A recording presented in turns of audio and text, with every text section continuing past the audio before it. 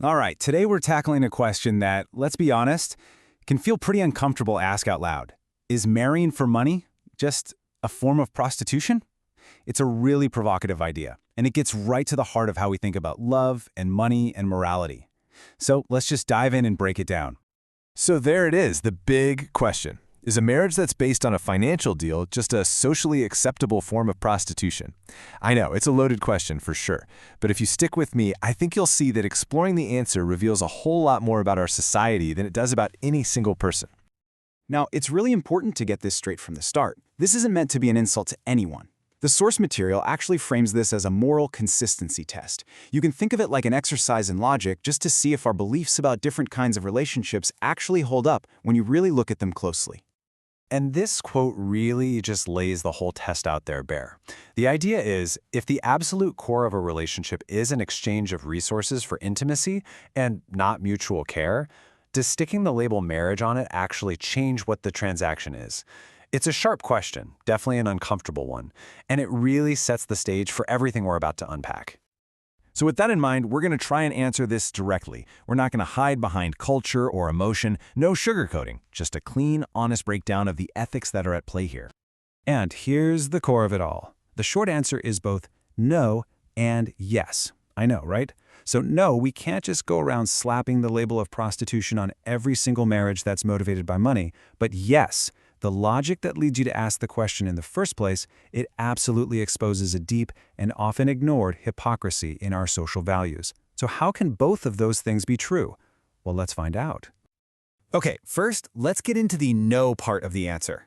We're going to look at two really big contexts, one from the very top of society and one from the very bottom. We're calling a transactional marriage prostitution, it really doesn't add up.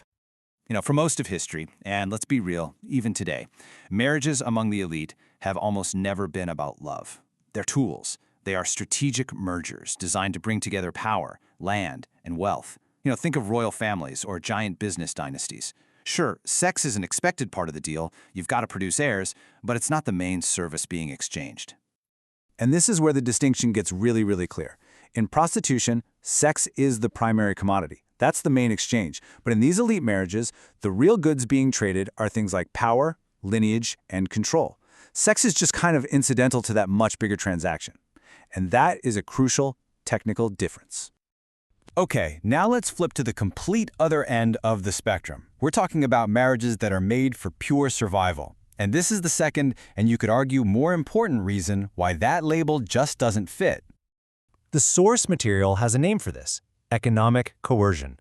I mean, think about it. When a person's options are so limited that getting married is literally the only way to get food or shelter or safety, can we really call that a free choice? In these situations, it's the system of inequality that's kind of weaponized marriage, forcing a decision that isn't really a decision at all. And this really gets to the core ethical problem with just throwing that label around. To call someone in this kind of situation a prostitute is, like the source says, morally lazy and punching down. It's just blaming the individual for a choice they were pretty much forced into by the failures of the system.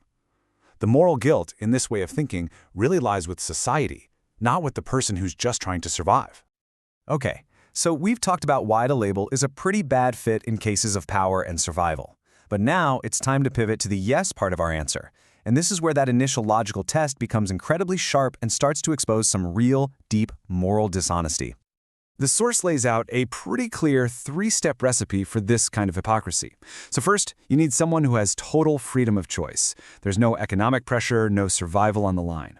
Second, that person chooses to treat marriage as nothing more than a transaction. Money for access, or for youth, or for status.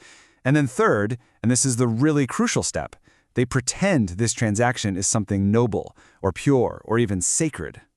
And that, right there, is the key point. It isn't prostitution in a legal sense, but it is something that's ethically pretty questionable. It's transactional intimacy disguised as virtue. It's the pretense, right? It's the act of wrapping a cold, hard deal in the warm, fuzzy language of love that really creates the hypocrisy. And this is not some abstract idea. I mean, we see this stuff everywhere. It applies to wealthy individuals who are buying attributes like youth or security, to families arranging marriages just to maintain caste purity, or even taking part in dowry systems. These are all real-world examples of transactional intimacy being dressed up and presented as something totally different. So, if this hypocrisy is so obvious, why don't we talk about it more? Why does society seem to just look the other way? Well, the simple answer is that admitting this logic is true would be incredibly disruptive to the way things are. Society loves simple rules, simple binaries. We're all taught, marriage good, prostitution bad. It's a clean line, and it means we don't have to look deeper into really messy things like a person's intent, or power dynamics, or what true consent even looks like. And here's what's really at stake. If we were to actually accept this logic as a society, it would force us to question the very foundations of social control.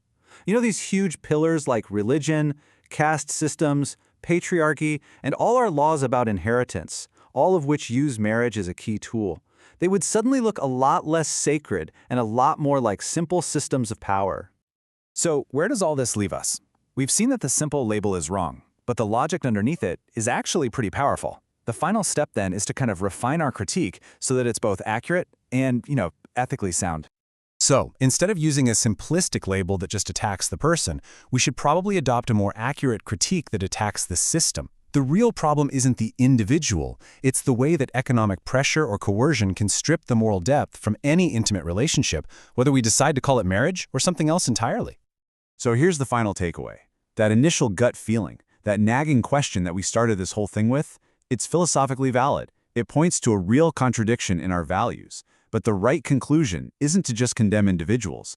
It's to be more precise in our analysis and to focus our critique on the systems that corrupt intimacy with power. And that leaves us with one last and I think pretty challenging question to think about. It's really easy to point fingers at historical systems or other cultures. But what about right here, right now?